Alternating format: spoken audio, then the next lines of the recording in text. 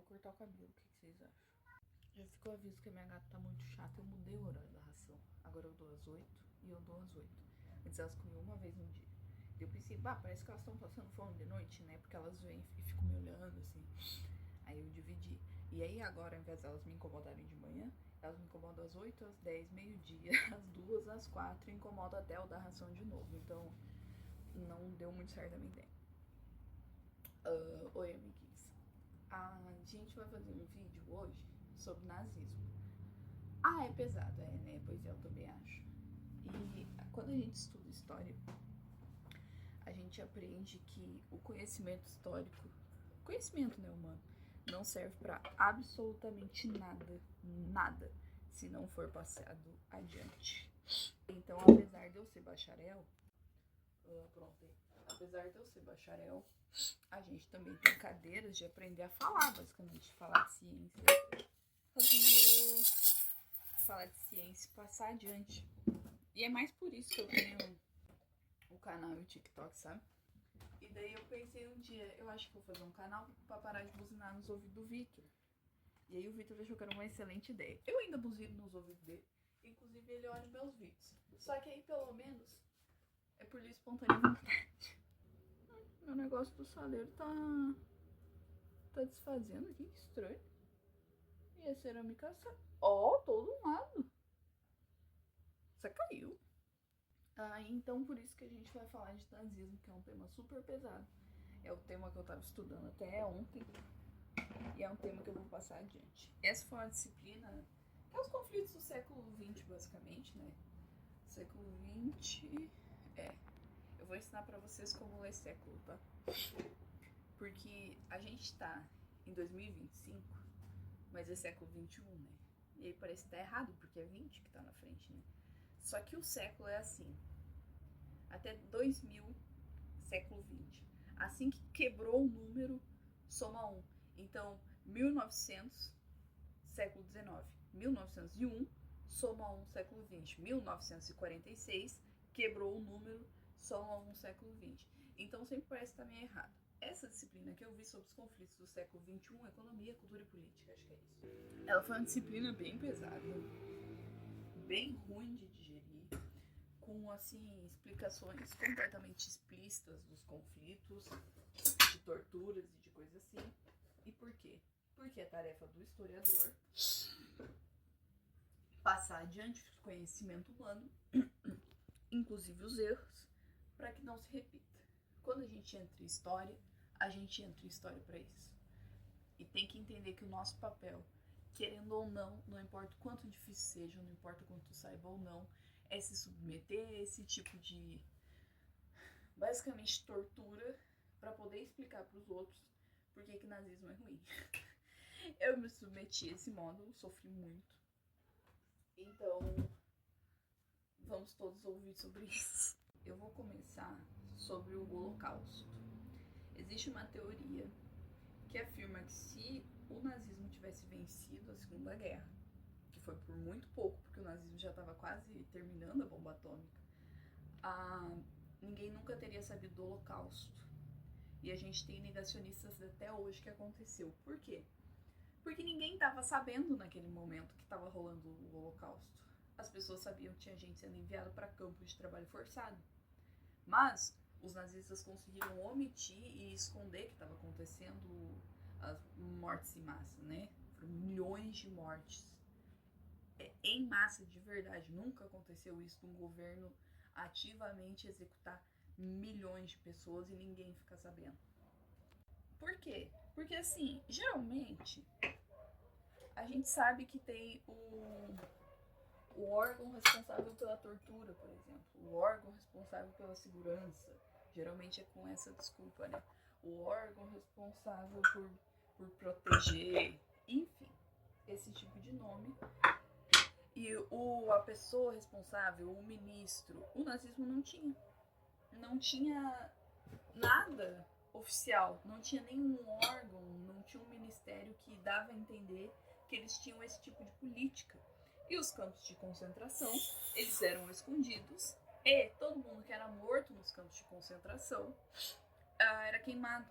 Então é muito aquele lance que eu falei no vídeo de 1984, de a pessoa deixar de existir, sabe? Era muito esse lance, do nada ela sumiu.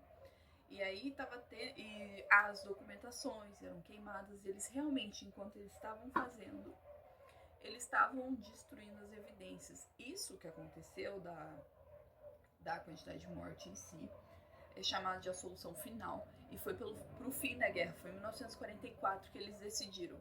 Já sabemos, tivemos uma brilhante ideia de como vamos executar todo mundo. Arrasamos. Eles pensaram assim: olha, eu sou contra os judeus, eu não gosto de deficiente, como que a gente resolve isso? Vamos matar todos. E não vamos deixar ninguém saber do que está acontecendo. E ninguém soube. Ninguém soube até muito tempo, até que a Inglaterra finalmente conseguiu entrar no território e fazer um registro para o mundo inteiro do que eles encontraram nos campos de concentração, com gente viva. Inclusive Alfred Hitchcock, que é um diretor muito conhecido de cinema, ele foi chamado... lembrei das imagens.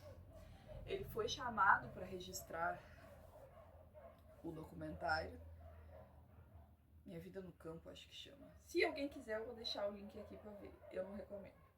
Quer dizer, olha uns frames, sabe? Não olha tudo. Vale. Me deu ânsia de vômito tudo de novo. Inclusive, eles registram com documentário, com foto, enfim, é extremamente documentado o que aconteceu nos campos de concentração. Só que não era o período que tinha Zap Zap, né, gente? As notícias corriam rápido a partir do telégrafo, mas não era todo mundo que tinha acesso ao telégrafo, não era todo mundo que tinha acesso aos meios de comunicação, e os meios de comunicação não comunicavam tudo pro resto do mundo inteiro. Então ficou muito sabido primeiro na Europa. Demorou para essa informação realmente se difundir para o resto do mundo que estava rolando o Holocausto, dando essa brecha para pessoas acreditarem que realmente nunca rolou. Lembrando, muitos nazistas fugiram para países como Brasil, de que nunca teve nada disso. E aí é muito assustadora essa teoria de saber que foi por muito pouco que os nazistas não ganharam. E foi por muito pouco. Estão curtindo os cachorros da vizinha? Me irrita muito. E foi por muito pouco que ninguém nunca ficou sabendo disso. E que mais gente ainda não morreu, né? Porque eles estavam no processo de limpeza. E uma coisa que eu descobri é que a Alemanha, ela não simplesmente acordou um dia e pensou, já sei, vamos capturar todos os judeus e vamos matá-los todos de um jeito horrível e vai ficar tudo certo. Eles foram testando as águas. Gente, é muito difícil de falar disso. Eles foram testando, eles foram fazendo experimentações primeiro. Então, os campos de concentração existiram antes do início da guerra. O Partido Nazista subiu no poder oficialmente em 1933, né?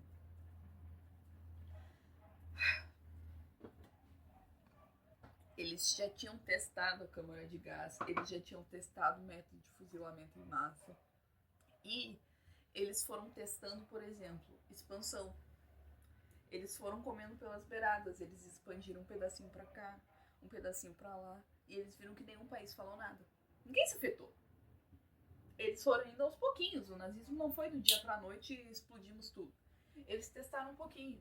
Eles começaram a perseguir os judeus, e eles notaram que não teve represália assim em massa.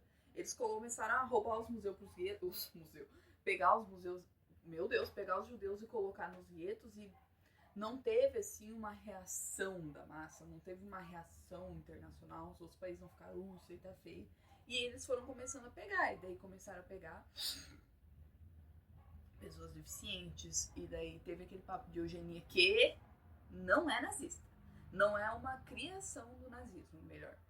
O papo de eugenia vem desde o período, deixa eu ver, pra cá veio 1800 por aí. Eu acho que 1800, 1850 por aí. Que foi quando surgiu aquele papo para justificar o imperialismo, que não foi o primeiro imperialismo lá de 1500, já era a segunda onda de imperialismo, digamos assim. Para justificar esse imperialismo depois da Revolução do Iluminismo, catando uma desculpa. E a desculpa que eles encontraram é que existem várias raças humanas, umas são melhores que as outras, E por isso o pessoal branco pode sim fazer colônia e invadir, porque eles vão trazer o progresso para aquelas sociedades. Então, dentro da lógica do iluminismo de ordem e progresso que tem na nossa bandeira, faria sentido achar uma justificativa biológica. Tudo inventado. Tudo inventado, só que como era conveniente para as grandes potências, todas as grandes potências ficaram, concordo, e elas saíram por aí no imperialismo. Então não é uma ideia da Alemanha, é uma ideia que eles aderiram fortemente, de um jeito extremamente radical, mas não é uma ideia original deles. E daí veio o papo de purificar a raça, né? Então pessoas com deficiências também eram muito perseguidas pelo nazismo, porque não era um ideal do humano. Então qualquer pessoa que não fosse o ideal humano era perseguida e colocada em campo de concentração. E eles estavam juntando aquela galera. E aos poucos eles foram testando, assim, a câmara de gás foi testado antes da solução final. Foi testado antes do início da guerra. Eles estavam se preparando. Eles foram, quando eles começaram a capturar deficiente, eles viram que não estava tendo uma represália grande. Eles foram indo, até que eles realmente sobem no... Não sobem no poder, né? Até que realmente começa a guerra. E aí sim, aí eles vão com tudo. Mas eles testaram as águas primeiro. E até realmente os nazistas começarem a ativamente agredir as grandes potências não estavam fazendo absolutamente nada. Os aliados não estavam nem aí. E esses países eram aliados desde a Primeira Guerra. E eles viram o nazismo se criando e eles estavam lavando as mãos, porque não era com eles, o problema não era deles, até que o problema virou deles, né? Mas aí o monstro já estava formado. É muito difícil falar isso.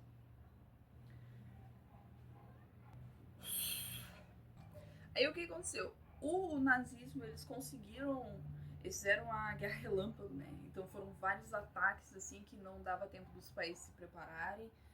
Era as ganhas, assim, preparamos um ataque e lançamos. Então não deu tempo dos países se prepararem. Eles expandiram tão rápido que nem eles mesmos estavam acreditando que da velocidade que eles estavam conseguindo conquistar. E aí eu vi, assim, uma pessoa falando na internet que o trabalho da história também, aquele lance que eu falei de a gente ter que se submeter para não repetir, é que eu não quero que vocês saiam daqui gravando que o nazismo levantou o Partido Nazista em 1933. Eu quero que vocês gravem o seguinte: como milhões de alemães foram convencidos que estava tudo certo, tá? Essa é a parte importante do vídeo. É por que essas pessoas não reagiram. E por que atualmente a gente tem indícios de nazismo, a gente tem partidos não, a gente tem grupos se levantando, a gente tem neonazista latino-americano que seria mortíssimo por aí caçando, e como a gente está repetindo essas mesmas aceitações, abrindo a porta para que novamente um movimento radical tome o poder, tá? Um motivo, tá? Alemanha, ó, no fim da Primeira Guerra, a Alemanha tomou, a Alemanha perdeu terra, a Alemanha perdeu dinheiro, teve que pagar para o país, a Alemanha foi obrigada a ser desarmada, a Alemanha perdeu o exército, eles perderam a arma, a Alemanha ficou sem exército, gente, isso é uma coisa muito grave para um país não ter exército é uma coisa gravíssima, e tipo, que pena que existe guerra, mas todo país precisa ter seu exército, porque existe. E a Alemanha tá ali no meio de todas aquelas potências extremamente armadas. Eles ficaram ali no meio desarmados, devendo dinheiro para eles, completamente devastados, a população puta da cara, óbvio. Então, um passo foi o sentimento de vingança, né? Isso aqui é bem conhecido, né? O revanchismo que surgiu com esse discurso. Mas uma coisa que eu não sabia até estudar essa cadeira pontualmente. Não, tá cru hoje. Foi um lance chamado espaço vital. Na Primeira Guerra também foi usada a tática, que foi a Guerra das Trincheiras, né, gente? Não tinha bomba atômica na primeira. Foi usada a tática de... acabei de lembrar o termo, esqueci. Devastação da terra. Tem um terminho, mas é destruir a terra, tá? Então é atacar qualquer tipo de armazenamento de comida, atacar plantação, atacar armamento, atacar local que guarda munição, atacar local que guarda bandagem, enfim. Atacar coisas que são essenciais para uma pessoa estar viva e, óbvio, para um soldado estar com a terra devastada. Essa foi uma tática usada. Essa também foi usada na Segunda Guerra. Mas o que acontece quando tu perde uma guerra, fica devendo, tá sem exército e a tática de terra devastada foi usada por todos os lados? Teu país está em frangalhos. E aí, além de estar essa sensação de revanchismo, também tem essa sensação de a gente não tem onde plantar, a gente não tem como viver no espaço que sobrou pra gente, porque a Alemanha perdeu terra, né? E aí surge o papo do espaço vital, que é a Alemanha começou expandindo porque eles estavam procurando, na Segunda Guerra, porque eles estavam procurando terras para os alemães poderem sobreviver, tá? Na teoria, eles estavam caçando terra para buscar alimento, coisa assim. E eles foram expandindo, foram aos poucos, viu que ninguém falou nada. Foram aos poucos, viu que ninguém falou nada. Mas aí, por que é importante esse conceito? Porque, para uma pessoa que está no meio desse contexto de conflito absoluto, é um bom argumento. O teu governo chegar em ti e falar assim: a nossa terra inteirinha foi destruída por causa dos erros da Primeira Guerra, a gente precisa expandir o nosso território para a gente continuar sendo alimentado. Isso é um bom argumento. Chegar numa... E não tinha vídeo, né, gente? Essa é uma parte muito importante. Não... A gravidade da guerra não era clara para todo mundo, porque não foi todo o território que entrou em conflito. Então, uma pessoa que não sabia que estava rolando direito e chegou lá no rádio, que era por isso que estava sendo expandido, ok, faz sentido. E é um período que ainda tinha imperialismos acontecendo, ainda tinham países brigando por terra e se expandindo. E aí a Alemanha entra nessa lógica com... A gente nem tá explorando as colônias que nem eles estão fazendo, os malvados. A gente tá expandindo porque o nosso território tá destruído e a gente precisa disso. Começa a expansão, então além do revanchismo, tem também o papo do espaço vital, tá?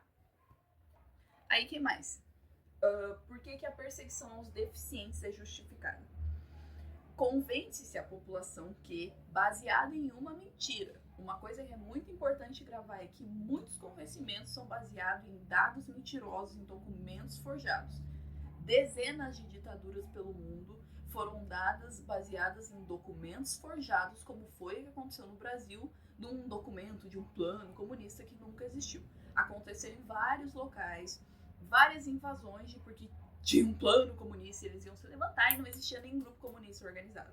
Isso é uma desculpa super comum. Então, forjaram-se estatísticas e dados que o governo alemão estava gastando, o principal gasto deles era em manter hospícios e sanatórios para as pessoas com deficiência. Mentira! Óbvio que é mentira. Óbvio que é mentira, principalmente porque, gente, porque nesse período não se compara. Agora já é ruim. Não se compara com os hospitais de cuidado que ainda agora são ruins. A comida era tipo, toma isso aqui quando eu tô afim.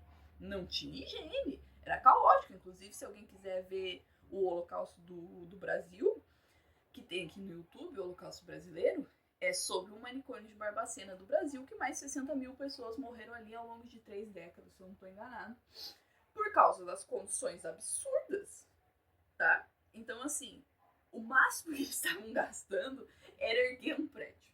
Isso não é um gasto tão significativo assim para um governo, para justificar fazer o quê? Eutanasiar todas as pessoas com deficiência, tá? Eles criaram essa ilusão no pessoal de que estava impossível para eles manter as pessoas com deficiência e a coisa mais piedosa a se fazer era eutanasiar. E aí o que aconteceu? As pessoas com deficiência começaram a ser recolhidas, mandadas para campos de concentração e começaram a ser eutanasiadas. E convenceu-se que, por causa do Estado que estava pátria e por causa disso, bebês que nascessem com deficiência também começaram a ser eutanasiados. E aí veio o papo da raça agora. O que é o papo da raça? Raça ariana pura. Uma coisa que é importante também é que raça se relacionava com terra. Tinha direito à terra quem era de determinada raça. Portanto, os judeus não tinham. E nesse momento, a narrativa do judaísmo ser uma religião muda para o judaísmo ser uma raça, que não tem direito a estar onde eles estão, e eles são inimigos da nação. É importante, muito importante, muito, muito, muito importante lembrar que os judeus eram muito ricos, mas além disso, eles eram os ricos que não estavam do lado do nazismo. O nazismo se levantou junto com a burguesia, com a nova burguesia, e os judeus não estavam desse lado. Eles sempre foram uma ameaça, de certa forma, para essa elite burguesa. E eles conseguiram encontrar essa desculpa para dar um jeito de correr com eles. Então, primeiro começou a imigração, né? Todo mundo começou a fugir. Aí depois foi para os guetos. E aí para os campos de concentração. Com essa justificativa de que eram um inimigo da nação, que eles eram horríveis e que eles estavam invadindo as terras, eles estavam falindo a nação. Enfim, torna-se essa ideia de raça. E aí, raça ariana pura. Eles não são uma raça pura, eles estão estragando a nossa raça. O que se faz com quem estraga a nossa raça? Não se procria.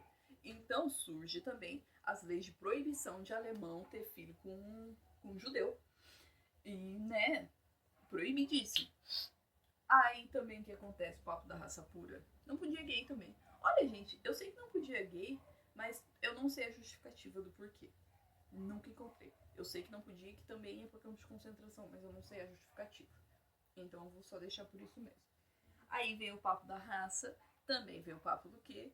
De negro. Bebê negro também ia para eutanásia. Por quê? Porque estava manchando a raça pura dos alemães, que aí deixariam de ter, aquelas pessoas não têm o direito de estar compartilhando da terra deles, que lembrando, estava arrasada, que eles estavam recém-conquistando porque eles estavam morrendo de fome. Então essas raças invasoras da raça ariana estavam atrapalhando. Vocês estão vendo como eu estou pintando um panorama de convencimento? Vocês estão entendendo essa parte? De que como que a população foi convencida. Eu estou tentando, Deus me livre, convencer vocês da mentalidade que estava acontecendo no período. Não é só, foda-se, o Hitler era ruim e fim da história. Não é isso. Beleza, a raça é inimiga da gente, a gente quer se purificar e ser o melhor possível para a nossa nação ser o melhor e o mais forte. E agora vem o papo da nação.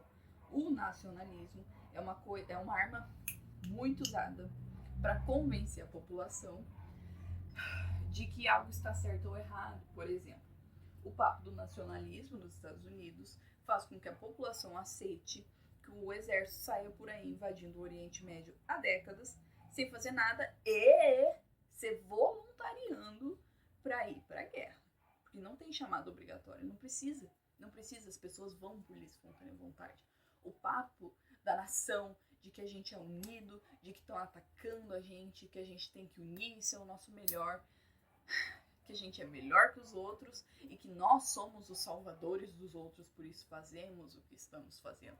Sempre que um governo se levanta falando de nacionalismo demais, por exemplo, Deus, Pátria e Família, que não é um slogan que foi usado primeiramente pelo Bolsonaro, foi um slogan usado por outros governos totalitaristas, né? Pode saber que esse governo não está bem intencionado. Isso eu acho que eu falei no vídeo anterior, né? Se um governo tá muito, nós somos nacionais, esse governo não tá bem intencionado. Está criando muitos símbolos, principalmente com a imagem do líder da nação. É isso de dar a ideia do líder da nação, isso é extremamente perigoso. E era o que estava rolando no nazismo, um nacionalismo exacerbado.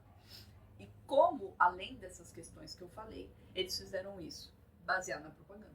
Propaganda nazista, olha, é um estudo absurdo e absoluto da capacidade que a semiótica tem audiovisual de convencimento do indivíduo. É uma obra-prima que eles conseguiram descobrir através da mídia, dos cinemas. Dentro do período do Joseph Goebbels, que é o... Não, acho que eu troquei. Que é o ministro da propaganda. Eu acho que eu tô trocando o nome com o Anjo da Morte.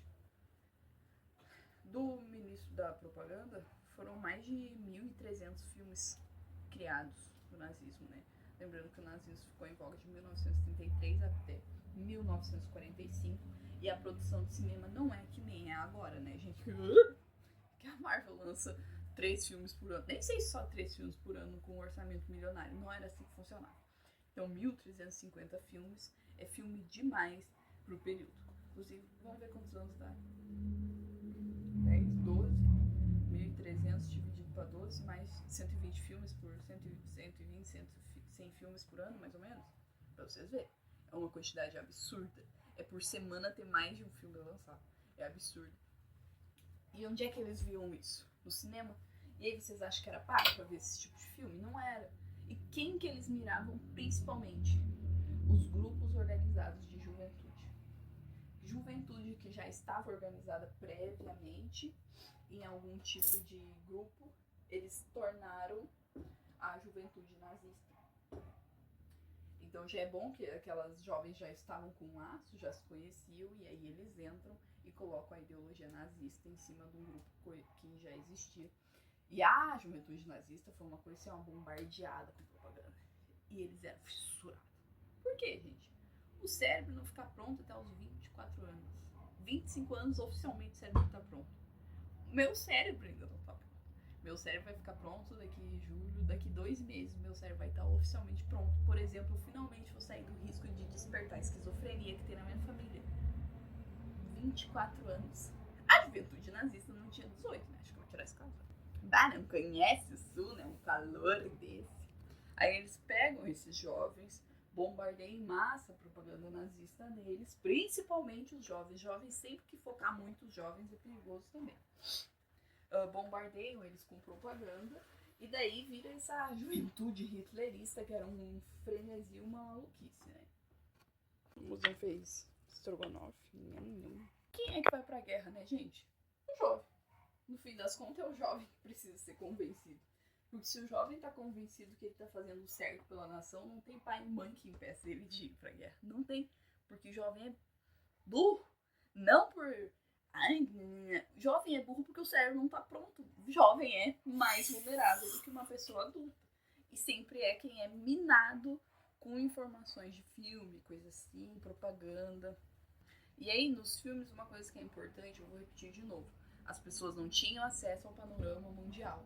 Então, a forma como era retratado determinado grupo, principalmente através de mídias que estavam sendo produzidas em massa, influenciavam muito a opinião dessa pessoa sobre determinados grupos. Nesses filmes, os judeus eram colocados como inimigos, mas não só inimigos do jeito que eu falei, inimigos agressivos. Esses filmes davam a entender que era a Alemanha que estava sendo atacada, que era eles que estavam em risco, que eles estavam se sentindo acuados e eles precisavam reagir. Isso é uma parte muito importante. Agora, as pessoas são convencidas, ainda agora, com maquinários que tu coloca no Google e fala assim, essa notícia é verdade? E o Google responde, não, essa notícia não é verdade. Elas ainda são convencidas por fake news. Então, imagina em um período em que a mídia que eles tinham acesso era restrita, sobe no poder um governo totalitário, e esse governo domina toda a mídia, domina todo o discurso, ou seja, domina toda a verdade. Imagina como não era. E as pessoas, elas têm muito uma tendência a acreditar no que elas querem.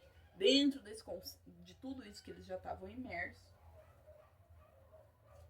já é mais fácil convencer essa população do que do discurso que é conveniente para eles.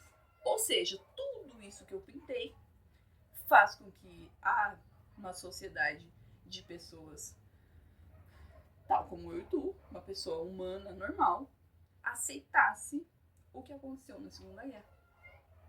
E aí eu acho que é isso. Eu acho que é isso que eu tinha que falar. Se ficar com alguma dúvida, eu posso fazer uma continuação. Eu posso também falar aqui nos comentários, aprofundar algum determinado tema, alguma parte. E se quiserem entrar no Museu do Holocausto, tem fotos. Eu vou dizer uma das formas de morte, tá? Câmara de gás, essa parte a gente sabe, né? Que eles falavam para as pessoas, vamos ali tomar um banho. E era um banho de gás letal, né? Fuzilamento. Fuzilamento é o mais digno, eu acho, né? Matavam de fome.